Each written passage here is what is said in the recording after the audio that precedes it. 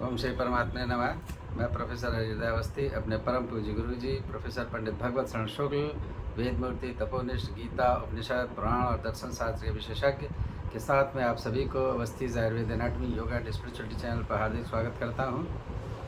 और हम लोग सांख्य तत्व कौमुदी की 5वीं कारिका पर विचार कर रहे हैं, जिसमें गुरु जी प्रमाणों के संदर्भ को समझा रहे। आज अनुमान प्रमाण को समझाएंगे, तो हम लोग समझने के लिए चलते हैं गुरु जी की तरफ। नमोस्तुनंताय सहस्रमूर्तये सहस्रपादाक्ष शिरोरुबाहवे सहस्रनाम्ने पुरुषाय शाश्वते सहस्रकोटियुगधारणे नमः। कृष्णाय वासुदेवाय हरे परमात्मने प्रणतक्लेशनाशाय गोविंदाय नमो नमः। इस चैनल से संबद्ध सभी विद्वद्गण, सभी जिज्ञासु छात्रवृंद, सहृदय सज्जन वृंद एवं इस चैनल के संस्थापक तथा प्रबंधक आचार्य हरिहृदय अवस्थी जी, वर्तमान में हम लोग सांख्य शास्त्र पर चर्चा कर रहे हैं, जिसका जो प्रधान ग्रंथ है सांख्य तत्व कौमुदी, उस पर और उसमें भी प्रमाणों पर चर्चा हो रही है। प्रत्यक्ष प्रमाण का निरूपण कल पूर्ण हुआ। आज हम लोग अनुमान प्रमाण पर चर्चा करेंगे। ये अनुमान प्रमाण पर आचार्य वाचस्पति मिश्र जी का व्याख्यान किस रूप में है, जो उन्होंने सांख्य कारिका के व्याख्यान में इनका विशद और प्रामाणिक रूप से उल्लेख किया। बहुत से ऐसे दार्शनिक हैं जो केवल प्रत्यक्ष प्रमाण को ही प्रमाण के रूप में ग्रहण करते हैं, विशेष करके जो भौतिकवादी हैं, जिनको आचार्य वाचस्पति मिश्र जी ने लौकायतिक कहा। लौकायतिक का अर्थ ही होता है कि भौतिकवादी जो केवल प्रत्यक्ष के अतिरिक्त और किसी को प्रमाण के रूप में स्वीकार नहीं करते। वो कहते हैं नानुमानम प्रमाणम, अनुमान कोई प्रमाण नहीं है, केवल प्रत्यक्ष ही प्रमाण है। तो ऐसा कहने वाले जो भौतिकवादी हैं,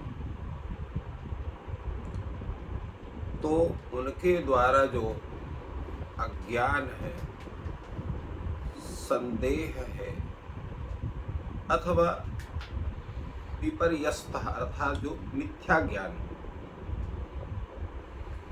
तो इन ज्ञानों का से जो युक्त व्यक्ति है, वो कैसे उसका ज्ञान करे, कैसे जाने। जो ऐसा कहते हैं कि अनुमान कोई प्रमाण नहीं है, तो उनके द्वारा जो अज्ञान है, संदिग्ध है, विपरीत ज्ञान है, तो ऐसे ज्ञान वाला जो पुरुष है, वो कैसे इस विषय का ज्ञान करेगा।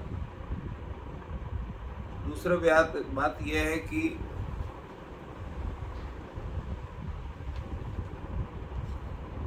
दूसरे पुरुष के अंतर्गत विद्यमान जो अज्ञान है, संदेह है, विपरीत ज्ञान है,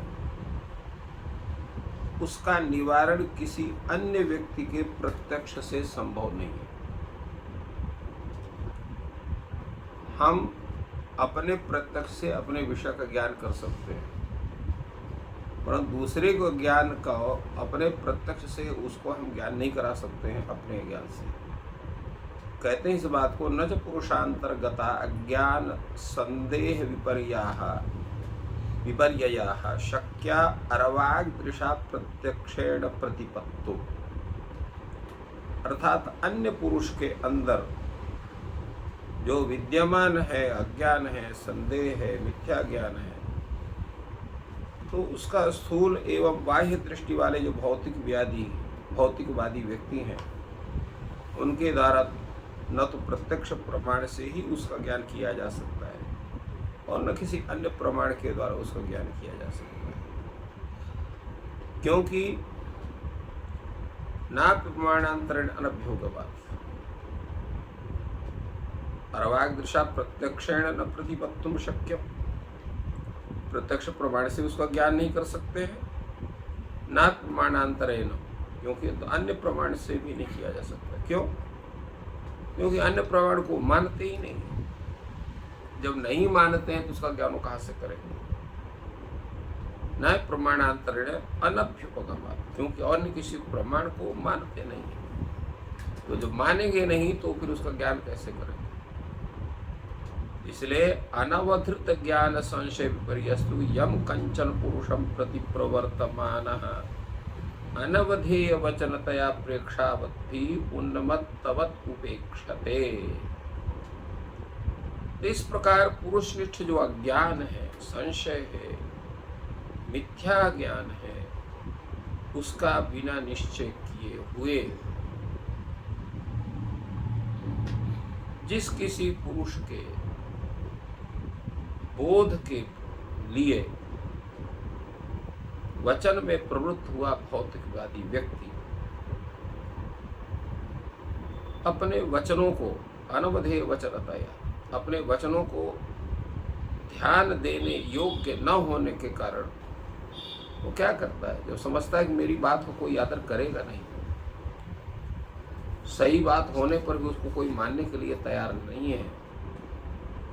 तो जैसे व्यक्ति किसी एक पागल को जानता है पागल हमारी बात नहीं समझेगा, तो उसकी उपेक्षा कर देता है। उसी तरह ऐसे भौतिकवादी व्यक्ति जो है, जो प्रामाणिक वस्तु को भी अपने हठधर्मता के कारण उसको समझने के लिए तैयार नहीं है, तो बुद्धिमान व्यक्ति फिर क्या करता है? उनको पागल की तरह उनको उपेक्षा कर देता है, उनको नहीं समझाना चाहता। तो उससे क्या होता है? इसलिए भौतिकवादी जो व्यक्ति है, तो द्वितीय पुरुष में, अन्य पुरुष में विद्यमान जो अज्ञान है, उस अज्ञान इत्यादि का अनुमान उसके तात्पर्य विशेष व वचन विशेष रूप जो उसको हेतु है, वो हेतु के द्वारा उसको करना चाहिए। इसलिए उसकी इच्छा न रहने पर भी जो भौतिकवादी व्यक्ति है, अगर वो अन्य पुरुष निष्ठ ज्ञान को करना चाहता है, तो फिर अनुमान प्रमाण के अतिरिक्त और दूसरा कोई भी उपाय उसके पास नहीं है। अनुमान प्रमाण से ही वो अन्य पुरुषगत अज्ञान, संदेह आदि के विषय में ज्ञान कर सकता है, जान सकता है। अब ये अनुमान का स्वरूप क्या है, अनुमान प्रमाण का लक्षण क्या है, किस तरह से आचार्य ने इसका लक्षण बतलाया है, उसकी व्याख्या करते हुए आचार्य वाचस्पति विषय कहते हैं, तत्र प्रत्यक्ष कार्यत्वात् अनुमानम प्रत्यक्षानंतरम लक्षणीय। अनुमान क्या है? प्रत्यक्ष का कार्य है, माने प्रत्यक्ष जन्य, प्रत्यक्ष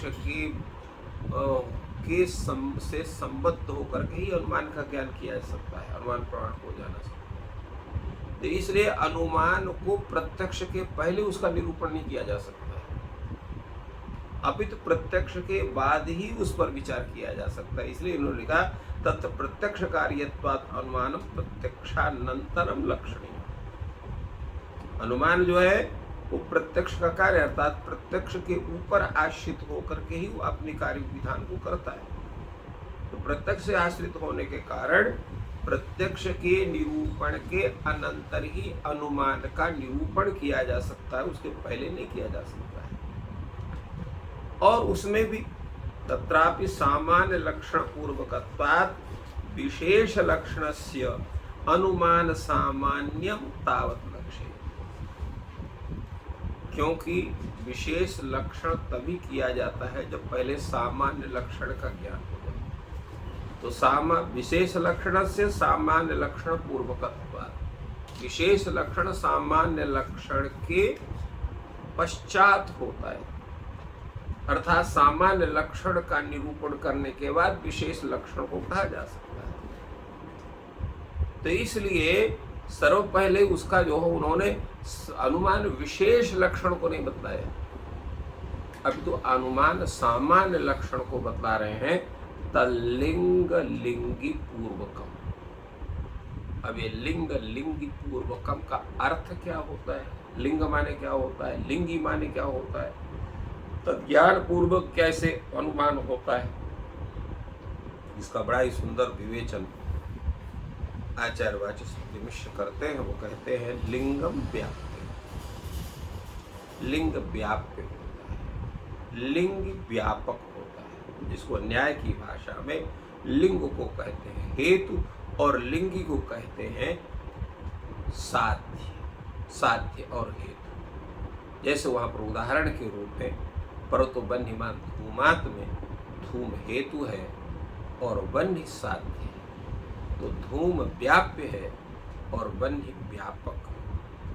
सामान्य रूप से व्याप्य क्या है, व्यापक क्या है, इसके बड़े विषय में कहा जाता है कि न्यून देश वृत्तित्व व्याप्यम, अधिक देश वृत्तित्व व्यापकम। जो अल्प देश में रहे, अल्प स्थान में रहे वो व्याप्य, और जो अधिक देश में रहे उसको व्यापक कहते हैं। तो लिंगम व्याप्यम लिंगी व्यापकम। लिंग अर्थात हेतु ये व्याप्य होता है, लिंग अर्थात साध्य ये व्यापक। संकित समारोपितोपाधि निराकरणेन च वस्तु स्वभाव प्रतिबद्धम व्याप्यम येन प्रतिबद्धम तद्व्यापकम। आचार्य वाचस्पति मिश्र ने व्याप्य और व्यापक का लक्षण पृथक पृथक किया। क्या संकित समारोपितोपाधि निराकरणेन च वस्तु स्वभाव प्रतिबद्ध। जो संकित वस्तु है अर्थात संदिग्ध है, तो संदिग्ध तथा निश्चित, समारोपित माने निश्चित, इन दोनों में से किसी भी प्रकार की जो उपाधि है उस उपाधि के कारण और निराकरणेन च, और वस्तु स्वभाव से जिसका साहचर्य निराकरण, वस्तु अर्थात संदिग्ध और निश्चित दोनों प्रकार से किसी प्रकार की उपाधि के कारण, और निराकरणेन च वस्तु स्वभाव प्रतिबद्ध, और वस्तु स्वभाव से जिसके साहचर्य का संबंध हो। तो संकित समारोपाधि निराकरणेन, संकित अर्थात संदिग्ध और समारोपित माने निश्चय, इन दोनों के और इन दोनों से संबंधित जो किसी प्रकार की उपाधि है उस उपाधि का निराकरण के द्वारा, और जो है वस्तु स्वभाव से जो प्रतिबद्ध, वस्तु भाव से जिसका साहचर्य हो, अविनाभाव हो, एक की बिना दूसरे की सत्ता न बन रही हो, ऐसे अविनाभाव संबंध जो हो उसको व्याप्य करो। और ये न प्रतिबद्धम तद्व्याप्य, और जिसके साथ उसका व्याप्य का संबंध बन रहा हो, अविनाभाव हो, वो उसे व्यापक करे। जैसे उदाहरण के रूप में हम लोग समझ सकते हैं परतो बन्हीमान धूमात, यहाँ पर जो धूम है, धूम वो अग्नि से संबद्ध है, ये धूम बिना अग्नि के नहीं रह सकता है। तो संदिग्ध और निश्चित दोनों में समारोपित जो उपाधि उसका क्या है, आर्द्रेंधन संयोगी उपाधि है। जब अग्नि का और ईंधन उसमें भी आर्द्र ईंधन का संयोग होगा तो धूम उठेगा। शुष्क ईंधन का संयोग होने पर जो है वो धूम नहीं उठेगा। जैसे कोई लोहा है, लोहा को जो हम गर्म करते हैं, अत्यधिक गर्म करते हैं तो वो भी लाल हो जाता है, अग्नि के स्वरूप को प्राप्त कर लेता है। जब एक ढंग से वो भी ईंधन है, परंतु कैसा ईंधन है, आर्द्र ईंधन नहीं है। वो शुष्क ईंधन, किंतु जो लकड़ी है या अन्य कोई भौतिक वस्तु है वो आर्द्र ईंधन है। आप कहेंगे सूखी लकड़ी है, तो एकदम सूखी लकड़ी है, उसमें आर्द्रता कहाँ रहेगी? तो कुछ न कुछ प्रतिशत आर्द्रता अत्यंत शुष्क लकड़ी में भी रहती है। इसी कारण से धूम उठता है। जितने अधिक आर्द्रता होगी उतने अधिक धूम उठेगा, जितने कम आर्द्रता होगी उतने कम धूम उठेगा। इसलिए अग्नि और धूम के संबंध की जो उपाधि है, जो उसका मुख्य, उसको धूम को और उसके संबंध को बनाने वाला जो है, वो जो उपाधि है, वह उपाधि क्या है? आर्द्र ईंधन संयोग। उसी के द्वारा धूम और अग्नि का संबंध वहां पर स्थापित होता है। तो इस कारण से यहाँ पर वन्य से संबद्ध धूम होता है आर्द्र ईंधन संयोग के कारण। तो आर्द्र ईंधन संयोग उपाधि होता है और वन्य का कार्य धूम होता है।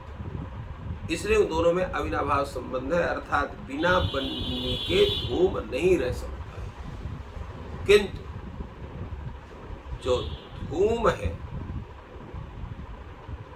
वो वन्य का कार्य भले हो, किंतु अग्नि धूम का कार्य नहीं हो। इसलिए अग्नि बिना धूम के भी रह सकती है। जैसे हमने बताया कि अयोगोलक अर्थात जो है लौह, तप्त लौह खंड में अग्नि है, किंतु उसमें धूम नहीं होता। इसी प्रकार जो अंगारक है, जो पूर्ण रूप से ज्वलित हो चुके हैं, उसमें अंगारक में भी अग्नि है, किंतु धूम नहीं होता पूर्ण ज्वलित जो अंगार, क्योंकि उसमें भी आर्द्र ईंधन संयोग समाप्त होता है। तो ऐसे स्थल में वन्य के रहते हुए भी धूम नहीं रहेगा, क्योंकि आर्द्र ईंधन संयोग का अभाव उसमें।